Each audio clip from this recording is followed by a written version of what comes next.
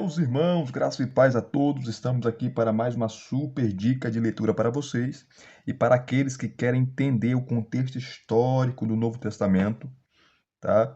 Como se desenvolveram as escolas filosóficas que você encontra lá eh, em Atos dos Apóstolos, que fala sobre os estoicos, os epicureus, de onde veio isso? Quem foi Epicuro, né? Quem foi Filo de Alexandria? Por que Ah, eu leio lá sobre os fariseus, sobre os zelotes, sobre os saduceus, tá? E os essênios, quem eram? Tudo isso, tá? F.F. Bruce vai trabalhar aqui. E quem é F.F. Bruce? Ou quem foi, na verdade, né? Que ele nasceu em 1910 e morreu em 1990. Morreu com 80 anos e esse ano faz 31 anos da sua morte, né?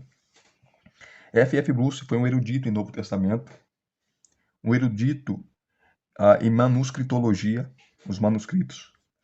Ele foi um erudito também em grego, tá? Ele foi um camarada extraordinário, também crítica textual, e ele deixou muita coisa escrita. Inclusive, a melhor obra, né? Uma das melhores obras sobre o apóstolo Paulo, foi ele que escreveu, tá? Eu já indiquei essa obra aqui já faz muito tempo, já lá no começo do canal, quando eu comecei a gravar vídeos aqui. Quem sabe eu posso fazer um novo review dessa obra, né? Mostrando com mais detalhes. E essa obra é a primeira edição, que a Vida Nova lançou em 2019, tá? Lançou e vendeu bastante e até hoje vende. Então, esse livro não vai tratar, querido, sobre o capítulo por capítulo, todos os livros do Novo Testamento, não. Esse livro vai tratar sobre a história do Novo Testamento, tá? Qual o contexto histórico do Novo Testamento? É sobre isso que ele vai tratar, tá? Que é importantíssimo para você dar aula de escola bíblica dominical, para você, quando você vai falar do Novo Testamento, tá? Do contexto do Novo Testamento. É um livro maravilhoso para você entender o Novo Testamento, o contexto do Novo Testamento, a filosofia grega, a cultura grega, que influenciou a cultura romana, tá? Porque o Novo Testamento foi escrito em grego. Tudo isso você vai ter que entender. E o F.F. Bruce ele trabalha isso de forma magistral. E sem delongas aqui, vamos mostrar para você, sem enrolação, a o sumário. Aqui está o sumário, tá? Vamos correr aqui para não demorar muito. Olha aqui o sumário.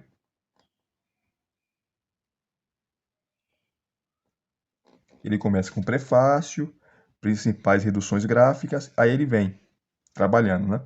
Ele começa falando de Ciro Augusto, Ciro, o imperador que destituiu a Babilônia, tá? E mandou os judeus, por meio de um decreto, voltar às suas terras, à sua terra, reconstruir o templo em suas cidades. Você vai ver isso em Daniel. Depois ele vai falar aqui, ó, a sucessão de Herodes, vai falar sobre a família herodiana, começando com Herodes o Grande, que construiu aquele templo, o Templo de Jerusalém, e outras obras magníficas, apesar que ele era doido, maluco. Ele mandou matar sua esposa, mandou matar seus dois filhos por suspeita de traição, que estava conspirando contra ele, era totalmente paranoico, mas foi um habilidoso político e era odiado pelos judeus. Os judeus odiavam Herodes. Tá? Ele tentou agradar os judeus, mas não conseguia, né? Com o Templo de Jerusalém, mas mesmo assim não conseguiu ter o amor dos judeus. Depois ele vai falar sobre a Judéia, sobre o domínio dos governadores romanos. As escolas filosóficas, vai falar sobre o surgimento dos epicureus, com Epicuro, vai falar do estoicismo, enfim, de Platão, Aristóteles, vai falar de Filo de Alexandria, tá? Sobre as escolas filosóficas. Depois ele vai falar sobre os sumos sacerdotes, tá? Muito bom aqui esse capítulo, né? Depois vai falar sobre os Hassidim, fariseus e saduceus, né? De onde surgiu, onde eles vieram da onde, tá? Os essênios, que o Novo Testamento não fala. Os essênios eram um partido radical que romperam com o templo, com a corrupção do templo, e foram morar onde? No deserto, tá? No deserto. Inclusive tem vários escritos deles, né? Que encontraram. Eles, na sua maioria, eram celibatários, tá? Mas o celibato não era obrigatório. Não era obrigatório. Inclusive, algumas fontes que, como quando você lê várias obras daquele erudito já falecido Gesa Vermes, ele vai defender que Jesus era um essênio. Não só Jesus, mas também João Batista, que teve contato com os essênios, enfim. Tá? Interessante isso. Aqui também fala sobre os zelotes, tá? Que eram os radicais, e foi por meio desse povo aqui, ó, os zelotes, que Jerusalém, a cidade, foi destruída, porque eles não aceitavam o governo de Roma, não aceitavam, e no ano ali 66, 67 depois de Cristo, explodiu uma rebelião ali, e Tito, Vespasiano, veio para controlar e massacrou. Massacrou os zelotes, massacrou os judeus, arrebentou com a cidade, queimou o templo, destruiu o templo, arrebentou com tudo. Tá? Foi os zelotes que provocaram essa briga. Né? E essa briga levou à destruição do templo e a cidade de Jerusalém. Ele vai tratar sobre a comunidade de Qumran, a esperança messiânica, o judaísmo no início da era cristã, como que era. E a partir do capítulo 12, ele fala que ó, João Batista vai trazer uma biografia sobre esse camarada, tá? O último dos profetas. Depois vai começar a falar de Jesus, Jesus e o reino de Deus, Jesus e os reinos do mundo, o julgamento e a execução de Jesus. Ele vai trazer toda a parte histórica aqui, tá? A igreja primitiva de Jerusalém, Estevão, Filipe e os helenistas. O que é helenismo? Tá? Helenismo é a cultura grega. Tá? Foi a helenização do mundo e influenciou e influencia até hoje a cultura grega. Tá? A democracia veio dos gregos. Tá? Essa história, a polis, né? A civilização com governador, com prefeito, tudo isso veio dos gregos, que o Império Romano copiou. E até hoje, né, nós temos influência, o mundo todo, mesmo sem saber, foram influenciados pelos gregos, né? Então aqui, ó, Estevão, Filipe, os helenistas, depois Paulo, os primeiros anos. Ele vai trabalhar agora aqui, tá? Só sobre Paulo, porque Jesus e Paulo, Jesus é a principal figura do Novo Testamento, né? A principal, não só no Novo Testamento, Jesus é a principal figura da história. Nada pode se comparar ao nosso Cristo, ao nosso Messias, tá? Nada pode se comparar. E depois vai trabalhar sobre Paulo. Por quê? Porque depois de Jesus, Paulo é o mais importante no Novo Testamento. Por quê? Metade do Novo Testamento é de Paulo, as cartas de Paulo. 13 cartas é dele, tá? A teologia, a formação da igreja, da liderança da igreja, a liturgia, tudo passa por Paulo. Como se deve separar o obreiro, as qualificações, as credenciais dos obreiros, tudo é Paulo. Então ele vai falar aqui a partir do capítulo 18 sobre Paulo. Paulo, os primeiros anos, crise durante o domínio de Gaio, Herodes Agripa, rei dos judeus, o cristianismo gentílico nos primeiros tempos, o decreto de Jerusalém, Cláudio, o cristianismo. Cláudio é o imperador romano, tá? Que expulsou os judeus de Roma.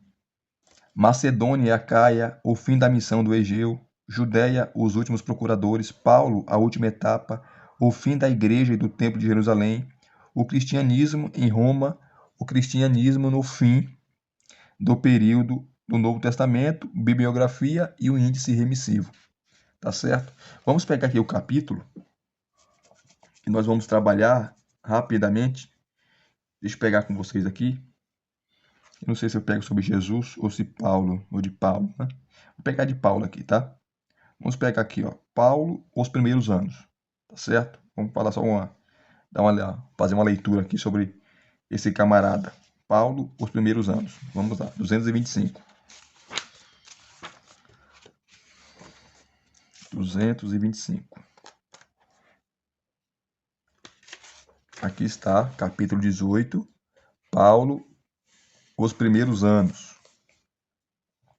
Ele começa assim, ó. Saulo, também chamado Paulo. Saulo era o nome dele de batismo, que veio de Saul, o primeiro rei de Israel, tá certo?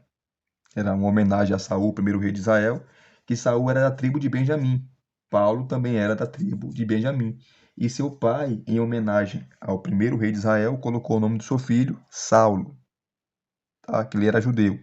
E Paulo é o nome dele romano, tá? Paulo significa humilde ou pequeno, tá? Ele nasceu em Tarso, principal cidade da Cilícia, provavelmente no início da era cristã. Sua cidade natal orgulhava-se de sua história. Ela havia sido dominada várias vezes por assírios e persas, por Alexandre o Grande e pelos seleucidas. E Paulo veio de família rica, tá?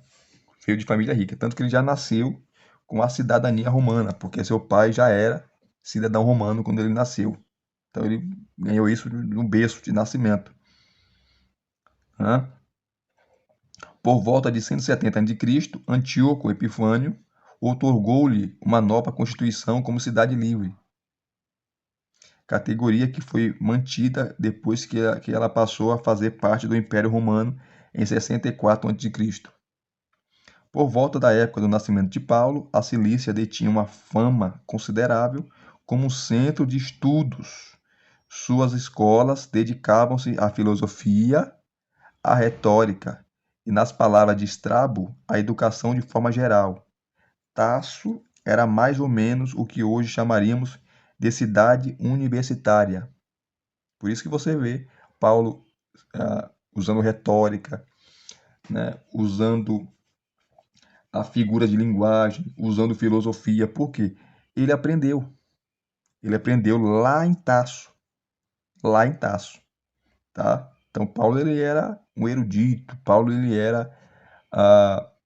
tinha canudos, né? Tinha diplomas na mão. Ele era um camarada que falava grego, que falava hebraico, tá? Paulo, talvez o aramaico. Paulo era um homem extraordinário, né? De cultura, né? O que os discípulos não tiveram de ensinamento, Paulo teve. Paulo teve, né, disponível essa educação. Ela não atraía tantos estudantes, Tasso, né, não atraía tantos estudantes de outras partes do mundo greco-romano, como Atenas e Alexandria. Todavia, alguns de seus filósofos eram reconhecidos em muitos lugares. Entre estes se encontravam Atenodoro, o estoico, e Nestor, o acadêmico. Atenodoro, que foi um dos professores do imperador César Augusto, voltou a Tarso, sua cidade natal, em 15 a.C., no ano 15 a.C., e fez uma reforma na administração dos assuntos cívicos. Entre outras providências, o exercício dos plenos direitos de cidadania passava agora a depender da posse de bens imóveis. Como em outras cidades a leste, os cidadãos de Tarso, que também tinham o privilégio da cidadania romana, formavam naturalmente uma espécie de elite aristocrática. Paulo, segundo suas próprias palavras, era judeu, natural de Tarso, cidade de importância na Cilícia, mas também era cidadão romano por direito de nascimento.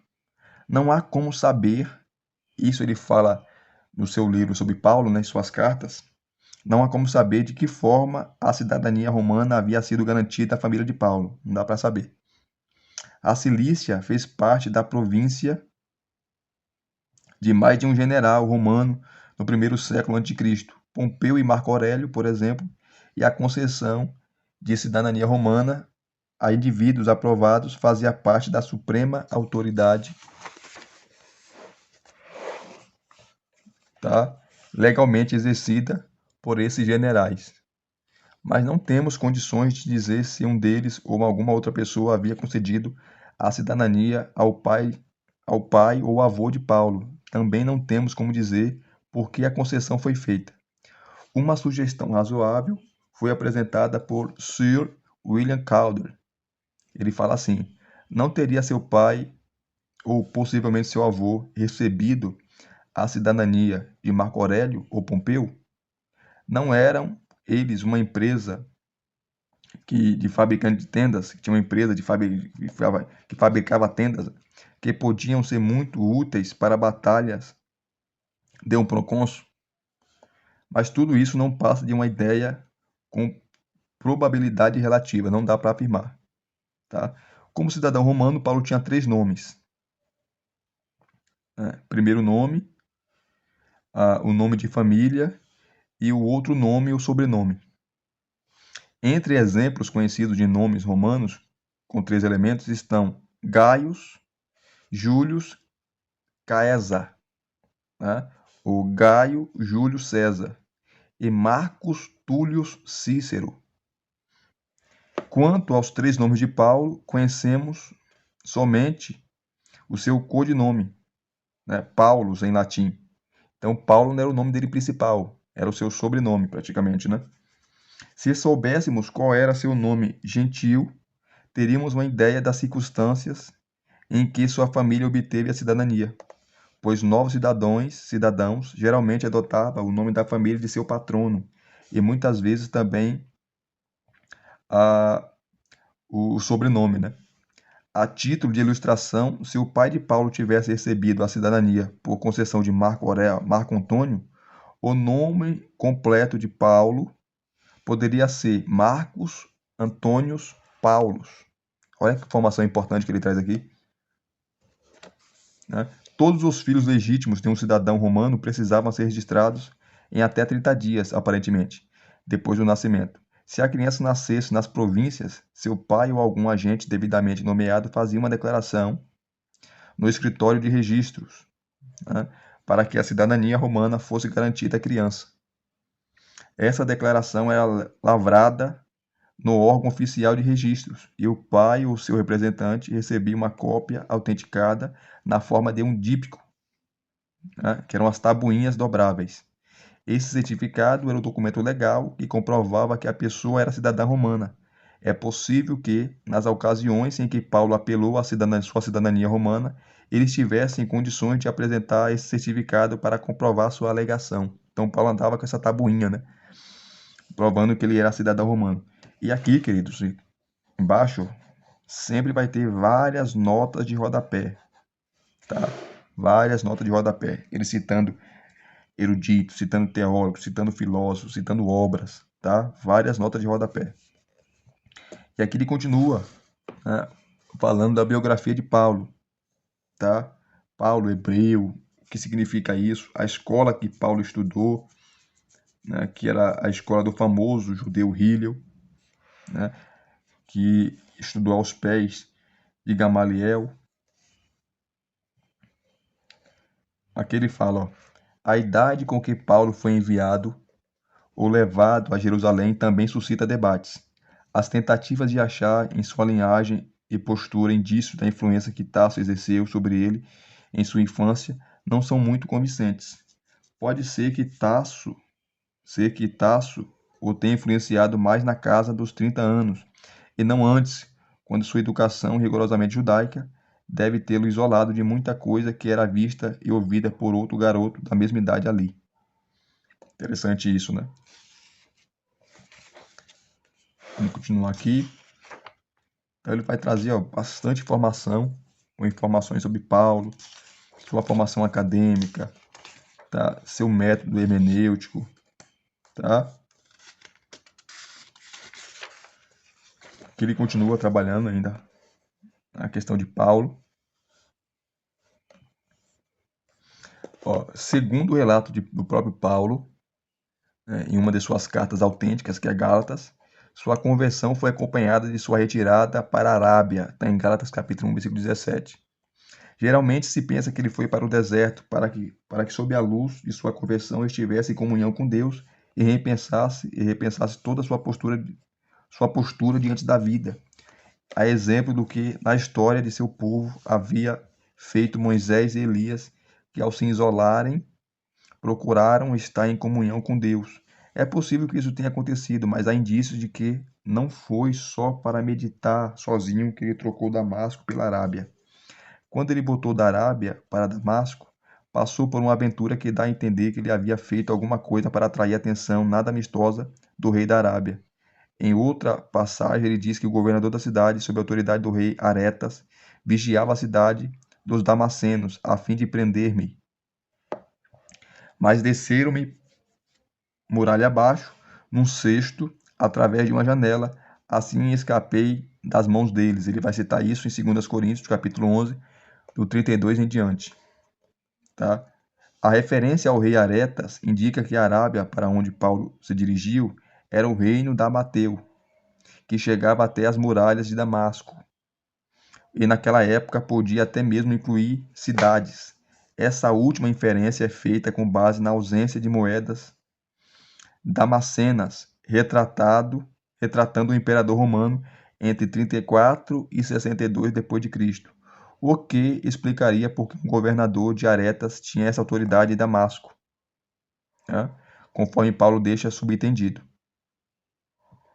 Outra possibilidade é que o governador estava esperando para prender Paulo no momento em que ele saísse de Damasco e colocasse os pés em território nabateu, mas sua linguagem não dá margens para que tal dedução seja feita com naturalidade. Se Paulo se tornou uma pessoa não grata, né, persona não grata, aos olhos das autoridades nabatéias, com tanta rapidez, será que ele não começou a cumprir sua missão de pregar aos gentios durante essa visita à Arábia, e por isso foi objeto de hostilidade local? É uma pergunta, não sabemos. Aí ele vai trazendo todas essas questões aqui sobre o apóstolo Paulo. E sempre aqui embaixo, como eu falei para vocês, as notas de rodapé.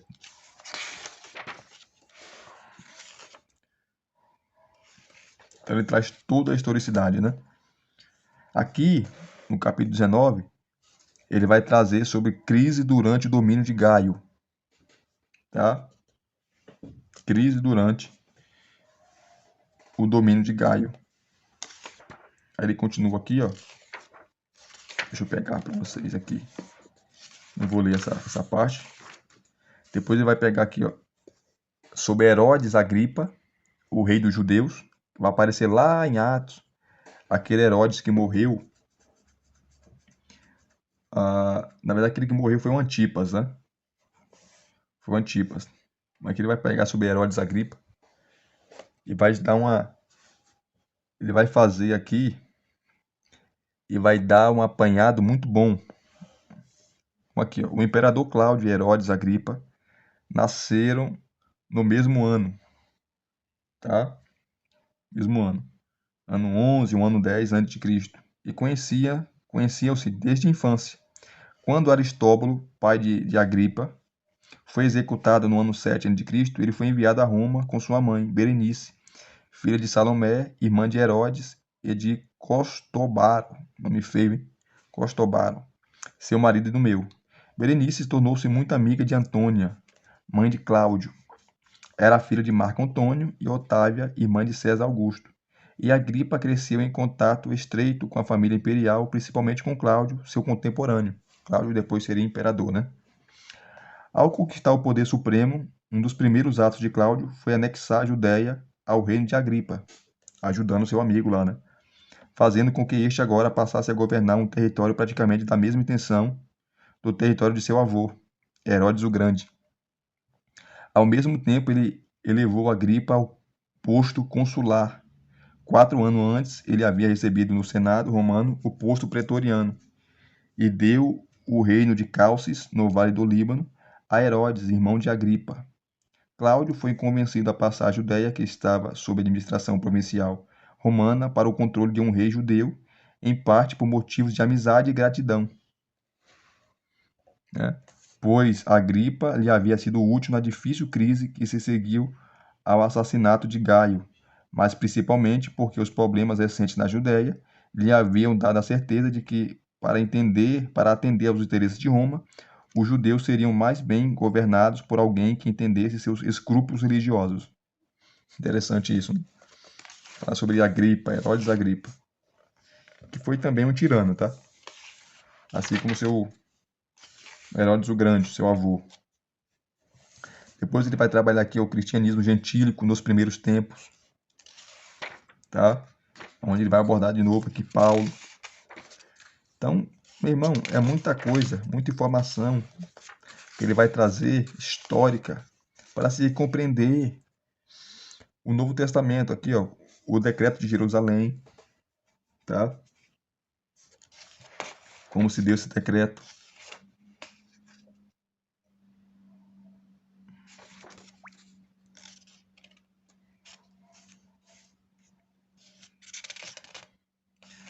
sobre aquela ordem, na verdade, né? A primeira convenção da igreja, Atos 15, aquela briga entre judeus e cristãos gentios, se era para circuncidar, se não era para circuncidar, sobre as comidas, né? Sobre as comidas, sacrificada a ídolos, enfim. Ele vai trabalhar sobre isso nesse contexto. E aqui, ó, Cláudio, o cristianismo, o imperador Cláudio, o cristianismo. E assim sucessivamente. Então é um livro, queridos, maravilhoso. Então, se você quer saber e estudar, ler sobre a história do Novo Testamento, tá? Os bastidores do Novo Testamento, esse livro vai te ajudar e muito, porque eu estou falando de uma das maiores autoridades em Novo Testamento, que foi F.F. Bruce, Frederick Five Bruce, era o nome do camarada. História do Novo Testamento, de F.F. Bruce. Se vocês gostaram, deixe aqui nos seus comentários se vocês gostaram ou não. Deixe o seu like, se inscreva no canal se você não é inscrito e acione o sininho para receber todas as notificações. Graça e paz. Muito obrigado mais uma vez. Até as próximas indicações e os próximos reviews.